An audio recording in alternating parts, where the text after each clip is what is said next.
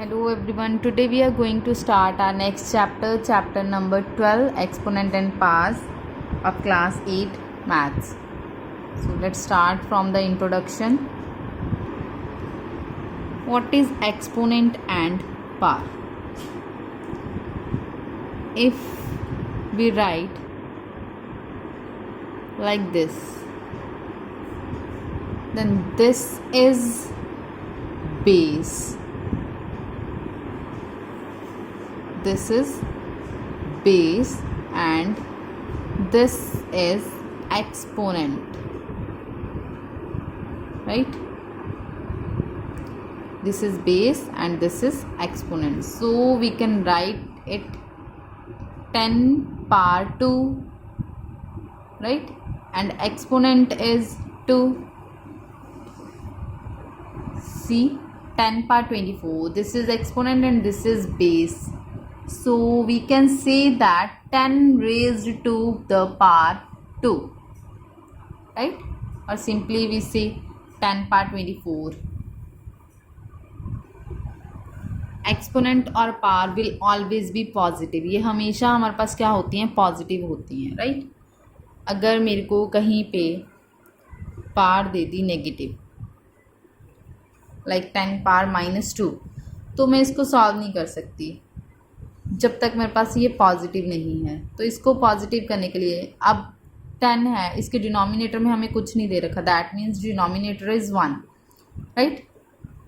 अगर power positive करनी है तो जो भी मेरे पास नंबर होगा जिसकी पावर नेगेटिव दे रखी है, तो हम उसका क्या करेंगे? रेसिप्रोकल. 1/10 हो गया ये. फिर ये पावर क्या हो गई? पॉजिटिव. ये था कि अगर नेगेटिव हो पावर, उसको पॉजिटिव कैसे करना है? नंबर का रेसिप्रोकल करके, राइट? ऐसे ही अगर उसने दे रखा है 4/3 पावर -5, अभी फिर से इसको हमें पॉजिटिव करना पड़ेगा पहले, क्योंकि नेगेटिव पावर को हम लोग सॉल्व नहीं कर सकते. तो इसको क्या लिखेंगे? 3/4 पावर 5. अभी देखो कुछ है हमारे पास लॉज ऑफ एक्सपोनेंट्स, ठीक है? एक तो मैंने अभी आपको ये करवा ही दिया. अगर पावर, हमारा बेस की पावर जो है वो नेगेटिव हो तो उसको हम कैसे लिख सकते हैं? तो इसको एज अ लॉ भी आप लिख सकते हो, a पावर -m. मतलब ये बेस हो गया, बेस का मेरे को दे रखा है -m. बेस के अपॉन में डिनोमिनेटर में कुछ नहीं है तो मैं इसको यहाँ मतलब इसके अपॉन में 1 हो गया. तो यहाँ हमारे पास आ गया a. 1 की पावर जितनी मर्जी कर लो वो वैसी रहती है. This is our first law, right? Here are some laws given in your book also. You can write your notebooks, right? Second, because we have written first as a power -m, है ना? First तो हमने लिख लिया है, तो second इसको third, fourth, fifth and this one is sixth. तो ये रहा हमारे पास कि a पावर m और a पावर n दोनों, ये भी a दे रखा है, ये भी a दे रखा है तो ये दोनों a बेस तो दोनों का सेम है, लेकिन पावर्स यहाँ पे क्या दे रखी हैं? अलग अलग दे रखी हैं. तो ये क्या बनेगा? a power m - n. Powers क्या हो जाएंगी? माइनस हो जाएंगी. अगर बेस सेम है और डिवाइड हो रहा है तो पावर्स क्या हो जाएंगी? माइनस. याद रखना है आपको. इसको ऐसे भी लिख सकते हैं और करके इसको ऐसे भी लिख सकते हो, a पावर m ऐसे भी हो सकता है. तो भी बेस सेम है मतलब a और यहाँ पे भी a. पार्ट्स अलग अलग हैं तो ये क्या हो जाएंगी? सब पार्ट्स यहाँ पे सेम हो चाहे तो माइनस ही होंगी, क्योंकि डिवीज़न का साइन होगा. दूसरा, a power m again power n. पार की आगे फिर से पार दे रखी है. जब पार की पार दे रखी हो तो पार्स आपस में क्या हो जाती हैं? मल्टीप्लाई. जैसे यहाँ a पावर m था, अगेन पावर n, तो m और n आपस में क्या हो गए? मल्टीप्लाई हो गए, राइट? ये भी हो गया. नेक्स्ट देखो, अब यहाँ पे बेस a है, यहाँ बेस b है, लेकिन पार्स दोनों की क्या है? सेम. यहाँ पे भी m दे रखी है, यहाँ पे भी m दे रखी है. जब ऐसे हो तो बाहर सिंगल पार आ जाती है और ये नीचे के जो बेस होते हैं, अगर मल्टीप्लिकेशन का साइन हो तो ये बेस क्या हो जाता है? मल्टीप्लाई हो जाता है, राइट? ये हो गया, पार ऐसी आ जाएगी. उसके बाद देखो फिर से a अपॉन b दोनों डिवाइड हो रहे हैं, लेकिन ये a है और ये क्या है b, लेकिन पार क्या है सेम, तो ये सिंगल पार बन जाएगी क्योंकि यहाँ पे भी m है यहाँ पे भी, तो मैं लिख सकती हूँ a/b क्योंकि दोनों की पार क्या होगी m। अलग अलग करके भी लिख सकते हैं, ऐसे ही लिखा है। अब a पार 0 = 1, किसी भी नंबर की पार अगर 0 दे रखी हो, चाहे ग्रेटर से ग्रेटर नंबर क्यों ना दे, 1000, 4000, 5000, 10,000, पार अगर 0 आ गई तो आंसर हमेशा क्या आएगा, 1। ठीक है, ये हमारे थे कुछ laws.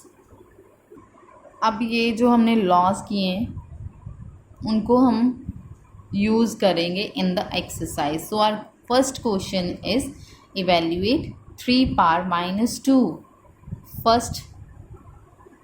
first law we have written a power -m, or I have told you if power or exponent is negative then we have to make the exponent or power positive by reciprocal this rational number. So I have done here in this type. Next exercise, question number 1, 3 power -2, right? So 3 power -2, this is first part. So here is also 1. If we want to exponent positive, right, we have to reciprocal this rational number. So we will get 1/3 power 2, right? This means we have to write 1/3 2 times.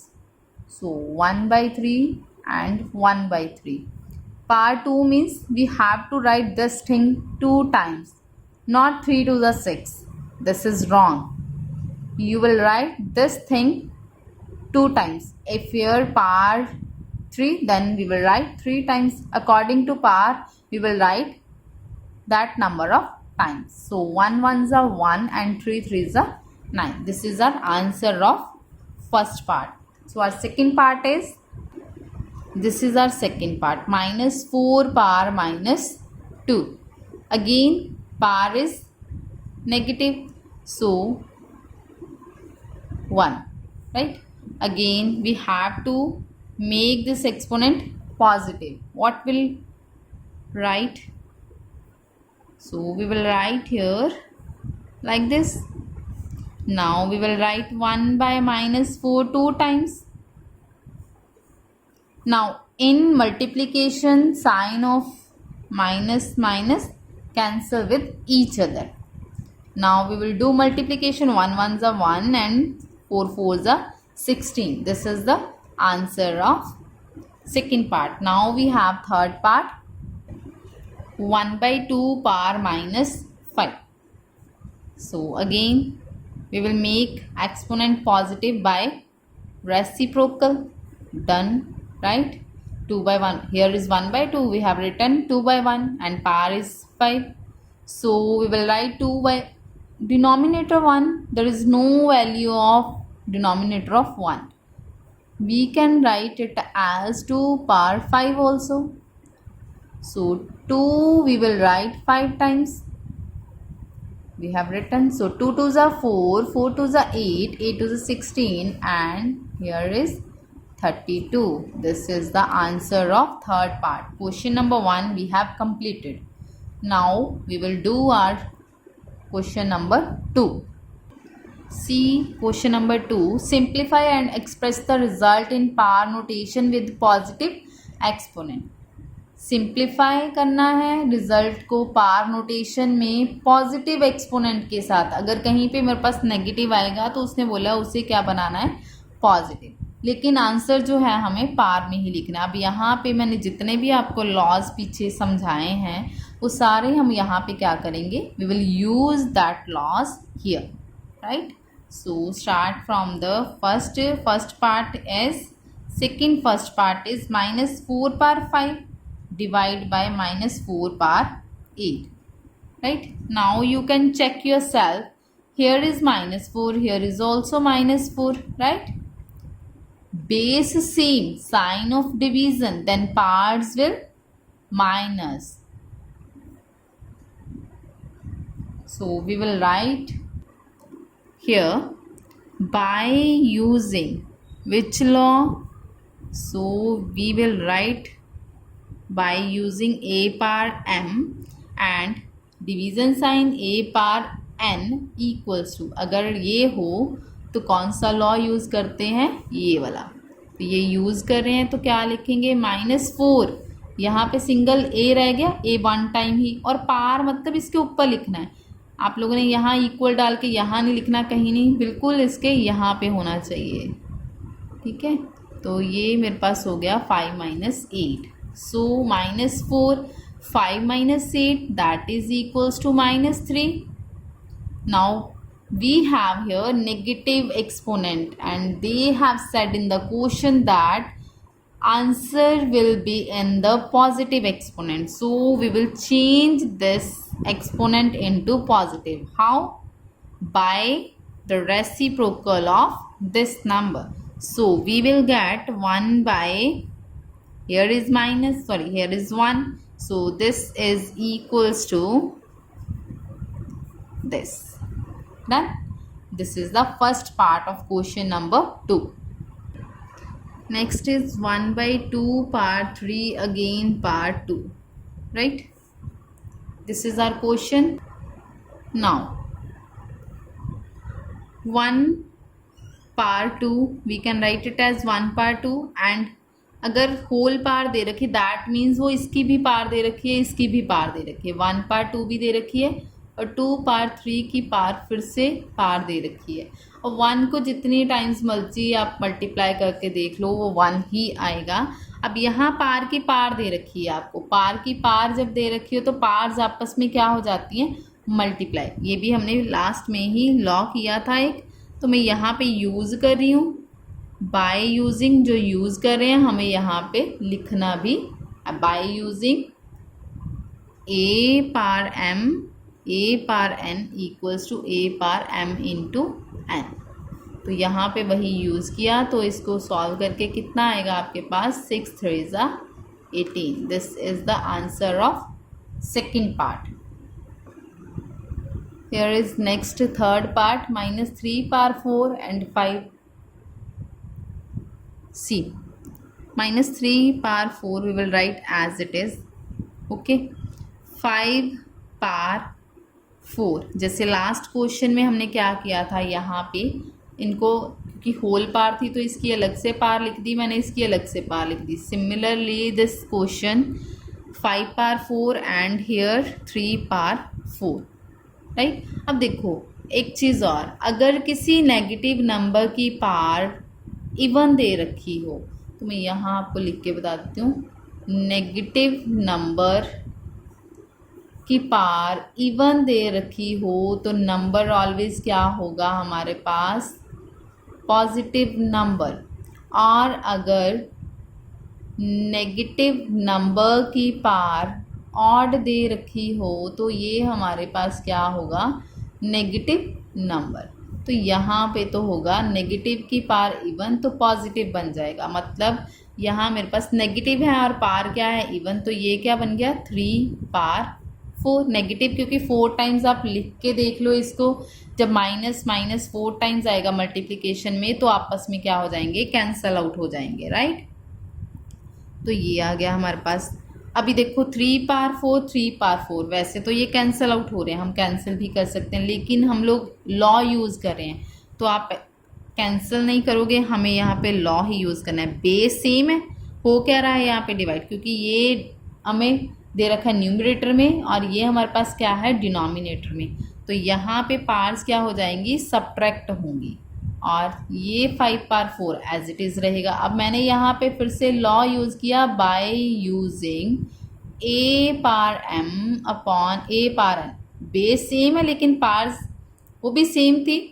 ठीक है, तो मैं इसको ऐसे भी लिख सकती हूँ, तो मैंने ये लॉ यूज़ कर लिया। या फिर एक और था मेरे पास कि हम इसको लिख सकते हैं ना,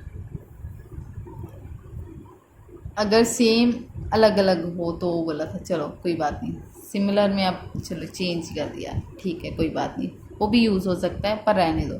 सिंगल क्वेश्चन में हम सिंगल से ही करेंगे। 5 पार 4, तो 3 पार 0 मैंने आपको बताया कि किसी भी नंबर की पार 0 हो वो हमेशा 1 होता है, इक्वल्स टू 5 पार 4। अब 5 पार 4 को आप जितनी बार मर्जी 1 के साथ मल्टीप्लाई करो वो 5 पार 4 ही रहेगा। इक्वलिटी का साइन आगे डालते जाओ। ये हमारा हो गया आंसर थर्ड पार्ट का, राइट। नेक्स्ट है हमारे पास क्वेश्चन नंबर 4। 3 पार -7 दे रखा है, डिवाइड बाय 3 पार -10 दे रखा है, ठीक है। अभी यहाँ पे बेस फिर से सेम है, डिवीज़न का साइन है तो पार्स पहले सब्ट्रैक्ट होंगी। ये चीज़ हम बाद में सॉल्व करेंगे, क्यों? क्योंकि पहले क्या सॉल्व करनी है हमें, ब्रैकेट। तो क्या आएगा, 3 पार सिंगल रहेगा, -7, एक जो माइनस लॉ का आना ही है मेरे पास, और ये दूसरी टर्म बाहर, ये चीज़ ऐसे ही पड़ी रहेगी। तो यहाँ मैंने यूज़ किया बाय यूजिंग, इसी की राइट साइड पे हमें लिखना है a power m divide by a power n equals to a power m minus n। तो ये यूज़ किया, ये हमने यहाँ पे लिख दिया, ठीक है। अभी यहाँ पे देखो 3 पार -7, दो साइन इकट्ठे आ गए तो सिंगल साइन माइनस माइनस क्या हो गया, +10। बाकी ये फिर से एज इट इज़ ही आएगा। अब 3 पार माइनस का 10 है और माइनस का 7 है, प्लस का 10 है, तो पार्स एक नेगेटिव एक पॉजिटिव, माइनस कर लो प्लस माइनस, क्योंकि माइनस होता है 7, जब 10 में से माइनस करेंगे तो कितना आएगा, 3। साइन भी कौन सा आएगा, पॉजिटिव, क्योंकि 10 हमारे पास क्या है, ग्रेटर। तो 3 पार क्या हो गया, -5। अब बेस सेम है, पार्स क्या हो जाएंगे, मल्टीप्लिकेशन का साइन है, पार्स क्या हो जाएंगी, प्लस।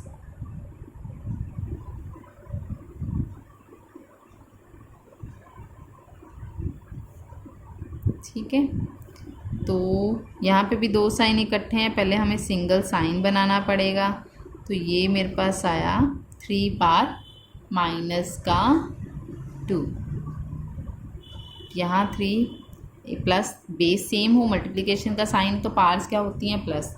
यहाँ हमने कर दी प्लस, फिर दो साइन इकट्ठे थे, सिंगल साइन बना लिया। अब 3 -5 -2 आएगा, क्योंकि ग्रेटर वैल्यू का साइन आता है। अब लेकिन क्वेश्चन के अकॉर्डिंग उसने बोला था कि पार एक्सपोनेंट जो है वो पॉजिटिव होनी चाहिए, मतलब इसके अपॉन में 1 है, तो आंसर क्या आएगा। अब यहाँ मैंने लॉ फिर से यूज़ किया, तो यहाँ मैं फिर से लिखूँगी बाय यूजिंग, कौन सा लॉ यूज़ किया, a power m into a power n equals to m plus n।